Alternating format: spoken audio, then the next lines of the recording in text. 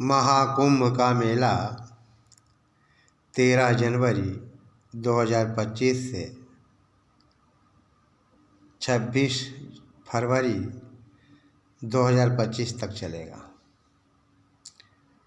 महाकुंभ मेला भाग 6। इस मेले में बड़े बड़े संत आए, साधु आए, विदेशी लोग आए हैं, बुढ़े भी आए हैं, बुढ़िया भी आई है, बच्चे भी आए हैं, लड़के भी आए हैं, लड़कियां भी आई हैं। सभी को संगम स्नान करना है,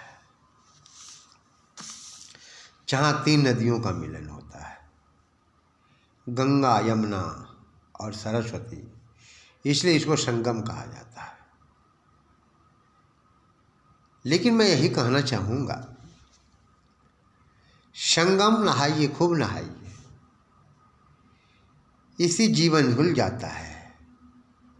लेकिन मन नहीं धुलता है। मन को धुलने के लिए ईश्वर की भक्ति जरूरी है। जिस प्रकार से कमरे में कूड़ा करकट आदि भर जाते हैं तो हम सम्मार्जनी का प्रयोग करते हैं, अर्थात झाड़ू का प्रयोग करते हैं और उसे अपने कमरे की सफाई करते हैं। उसी प्रकार से जहाँ आत्मा और परमात्मा का मिलन होता है वह संगम है। और आत्मा का विषय है जानना, आत्मा को जानना।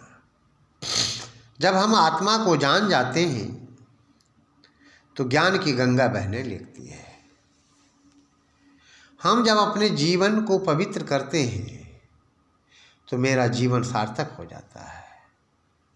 जब हम अपने अंतःकरण को पवित्र करते हैं, पुनीत करते हैं, तो हमारा जीवन पवित्र हो जाता है, पुनीत हो जाता है। हम संगम में नहाएं, संकल्प लें कि हे ईश्वर, हमारे अंतःकरण की सारी बुराइयां दूर हो जाएं। ये कब संभव होगा? जब हम संकल्प लेंगे। यह प्रवचन मेरा महाकुंभ का भाग 6 का है। किसी कवि ने बड़ा सुंदर लिखा, बुराइयों को कभी जीवन में अपनाना नहीं चाहिए। बुराइयों को कभी जीवन में अपनाना नहीं चाहिए। ये मीठा जहर होता है, इसे खाना नहीं चाहिए। बुरी संगत जहाँ देखो वहाँ जाने से शर्माओ। कहीं सत्संग होता है तो शर्माना नहीं चाहिए। हमें सत्संग की गंगा में गोता लगाना है, अपने जीवन को पवित्र बनाना है। यही वास्तविक संगम है।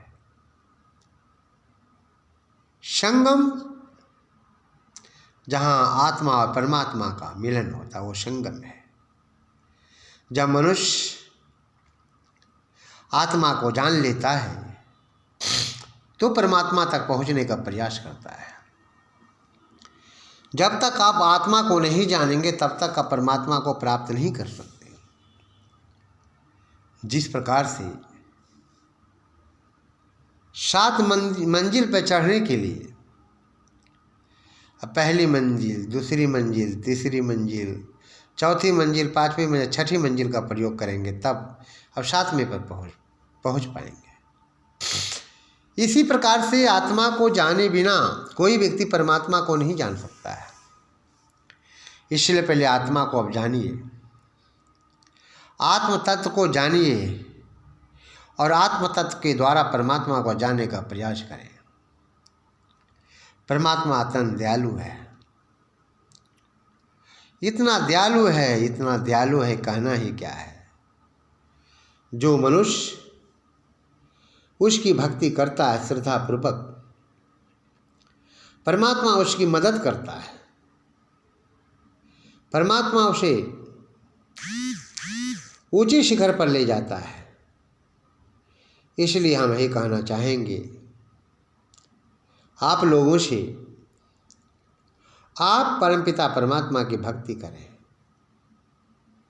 और भक्ति के द्वारा अपने जीवन को सार्थक बनाने का प्रयास करें। मनुष्य बने, मनुर्भवः, अर्थात हम मनुष्य बने और हमें मनुष्य बनना चाहिए। लेकिन क्या करते हैं हम लोग? मनुष्य का शरीर पाकर दुष्कर्म करते हैं, कुकर्म करते हैं, गरीबों को लूटते, अनाथों को लूटते हैं। क्या परमात्मा इससे खुश हो सकेगा? मैं समझता हूँ कदापि नहीं। इसलिए हम यही कहना चाहेंगे कि गरीबों की रक्षा करो, संतों के पथ पर चलो, संतों के सन्मार्गों पे चलो। और जब हम संतों की सन्मार्गों पे चलते हैं तो हमारा जीवन पवित्र हो जाता है। स्वामी श्रद्धानंद सरस्वती, स्वामी दयानंद सरस्वती के पद चिन्हों पे चले तो एक महान सन्यासी बन गए। भक्त अमीचंद स्वामी दयानंद के शरण में आया तो सच्चा आर्य समाजी हो गया। अंगुली माल डाकू गौतम बुद्ध के शरण में आया तो बौद्ध भिक्षुक बन गया। और डाकू रत्नाकर एक महान संत के संपर्क में आया तो महर्षि वाल्मीकि बन गया। कहने का आशय मेरा ये है कि अपने अंतःकरण के दुर्गुणों को भगाइए। जब मनुष्य अपने अंतःकरण के दुर्गुणों को भगाता है तो इसका जीवन पवित्र हो जाता है। जो नहीं भगाता है उसका जीवन पवित्र नहीं होता है। इसलिए हम अपने दुर्गुणों को पहले भगाने का प्रयास करें। जब हम ऐसा करेंगे तो निश्चित है हमारा जीवन पवित्र होगा। और हमें आत्मा को समझना चाहिए। हम आत्मा को नहीं समझ पाते, इसलिए हम यही कहना चाहेंगे पहले आत्मा को समझो, तब परमात्मा तक आप पहुँच सकते हो। जो मनुष्य श्रद्धापूर्वक परमात्मा की भक्ति करता है, परमात्मा उसे मदद करता है और उसे उच्च शिखर पर ले जाकर उसे आशीर्वाद देता है कि बेटा तुम इसी प्रकार से आगे बढ़ते रहो और मैं तुम्हारा साथ देता रहूँगा। तो मैं ये कहूँगा कि वास्तव में यह महाकुंभ मेला मनाना तभी सार्थक होगा जब आप अपने जीवन में आत्मा को समझकर परमात्मा से मिलेंगे। यही वास्तविक संगम होगा। इति